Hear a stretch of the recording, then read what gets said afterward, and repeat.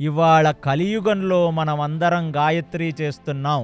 అంటే ఓం భూర్భువస్వః అని మనం ఏదైతే సంధ్యావందనాది క్రియలలో మనం గాయత్రి చేస్తామో ఆ గాయత్రి యొక్క ద్రష్ట ఈ విశ్వామిత్ర ఋషి.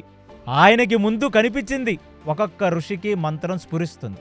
ఎప్పుడైతే ఆయన సాధన చేస్తూ ఉంటాడో గాయత్రి దేవత స్వయంగా ప్రత్యక్షమై ఆయనకి గాయత్రి కనబడి ఆయనకి గాయత్రి వినబడి ఈ గాయత్రి వల్లనే ఆయన ఉన్న యుగాలలో ఉన్న మనుషులందరూ తరిస్తారు అంటే అలాంటి ఒక గాయత్రిని విశ్వామిత్రుడే భూమి మీద ఇస్తాడు.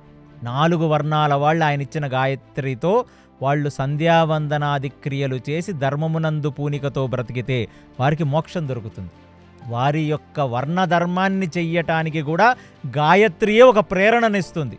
కాబట్టి ఆయన మామూలు వ్యక్తి కాదు. ఎవరైనా ఒకళ్ళు వాళ్ళు పుట్టిన ధర్మం అంటే నేను మళ్ళీ చెప్పాను ఇక్కడ క్షత్రియ ధర్మం, వైశ్య ధర్మం, శూద్ర ధర్మం అంటే అది కేవలం పుటకతో కాదు. చాతుర్వర్ణమయా సృష్టం గుణకర్మ విభాగశ్చ. గుణములను కర్మములను బట్టి భగవంతుడు ఆల్రెడీ ఒక వర్ణాన్ని మనకు డిసైడ్ చేశాడు. అది గురుముఖంగా తెలుసుకోవాలి. అలాంటి ఏ వర్ణానికి చెందినవాడైనా ద్రష్ట అయినా విశ్వామిత్రుడు ఇచ్చిన గాయత్రి ఉపాసన ద్వారానే లౌకిక ధర్మం అంటే ఇహంలో చేసే ధర్మం మోక్ష సాధన కూడా దీనివల్లనే ప్రయోజనం కలుగుతుంది. అలాంటి ఒక మహోత్కృష్టమైన ఋషి ఆ విశ్వామిత్ర ఋషి.